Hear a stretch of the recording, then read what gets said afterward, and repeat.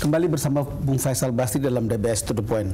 Bung Faisal, saya coba mengikuti kontroversi atau isu up and down-nya pembubaran Petral. Saya baca catatan Dahlan Iskan yang saya sudah sebutkan tadi. Lalu kemudian dia mengatakan ada 3 kali pertemuan di masa SBY pada tahun 2012 membicarakan ini. Tetapi pada ujungnya kan tidak ada pembubaran itu. Artinya memang pembicaraan. Mungkin benar Pak SBY mengatakan tidak ada kertas itu di atas meja saya gitu. Kalau Anda lihat apa sebetulnya pembuat tidak terjadi pada waktu itu? Padahal diskusinya 3 kali pada waktu itu. Saya tidak bisa mereka-reka, tapi kalau dilihat dari proses sebelumnya itu kan sebetulnya mungkin jadi penerang proses pergantian Adi Sumarno ke Karen.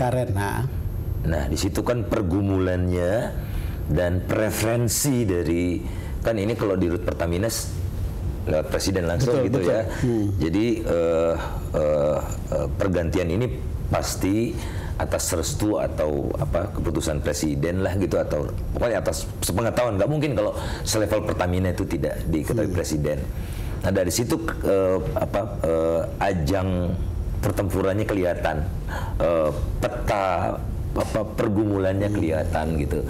Jadi sebetulnya kan saya tidak tahu ya waktu itu, kemungkinan besar Pak SBY juga tidak memahami atau tidak memiliki informasi yang sedemikian sangat lengkap tentang sejarah Petral atau segala macam itu ya.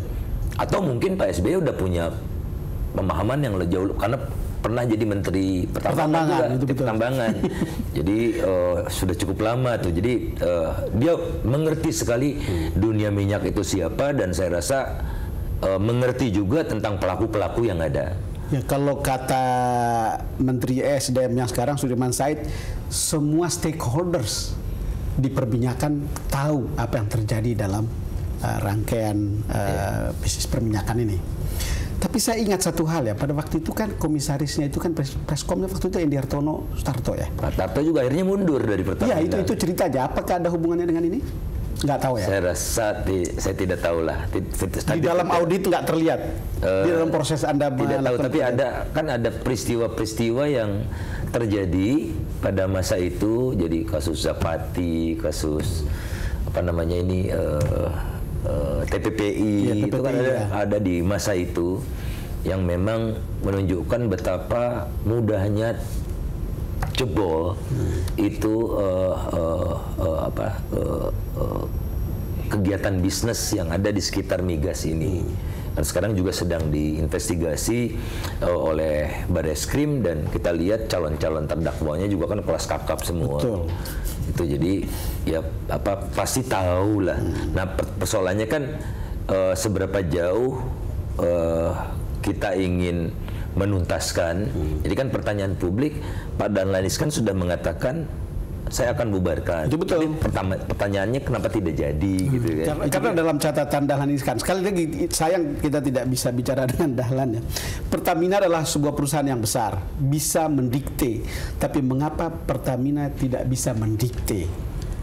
Trader justru yang mendikte Pertamina. Itu kira-kira apa yang ditulis. Lalu kemudian dia mengatakan ada 3 motif seputar isu yang berada di belakang isu Petral ini. Ada yang ikhlas agar Pertamina benar-benar clean and clear.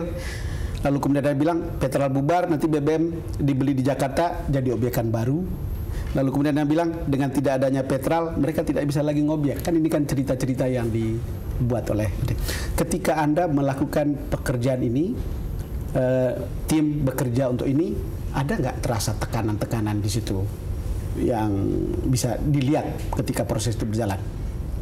Selama kami 6 bulan bekerja, tidak ada tekanan, langsung maupun tidak langsung. Saya juga merasa tidak ada tekanan gitu. Jadi saya kemana-mana juga nyetir sendiri kadang-kadang. Tidak ada pengawal, tidak ada apa-apa, walaupun diingatkan oleh kawan-kawan, karena ya saya nggak punya kepentingan, nggak punya apa gitu. Jadi ya Dan tim juga tidak pernah cerita ditekan atau apa, tidak. Kalau Anda lihat kemudian, apakah ini betul-betul akan mengakhiri sebuah era misalnya mafia migas ini? Kami ingin memastikan seperti itu. Oleh karena itu yang kami lakukan, dan memang bukan otoritas kami, adalah bukan menangkap mafia. Betul. Jadi kami, kalau judul laporan rekomendasi akhir kami itu adalah memperkokoh kelembagaan sektor migas Indonesia. Jadi kita ingin memastikan ini ada kebun migas, kebunnya kita pagari supaya ada yang berniat masuk pun tidak bisa. Siapapun itu, mau babi hutan, mau celeng, mau banteng, mau apa segala macam, tidak bisa. Atau paling setidaknya sangat sulit.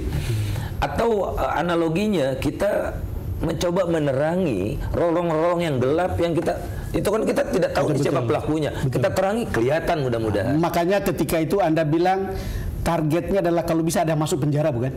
Iya, kalau nanti ditindaklanjuti. Ya, betul. Setelah diterangi, kelihatan, tugas polisi sama KPK untuk menyelidikinya. Dan kami bekerja sama juga dengan penegak hukum. Oke, Faisal, kita akan lanjutkan selanjutnya. Pemirsa, kita jeda sejenak dan kita akan kembali setelah ini.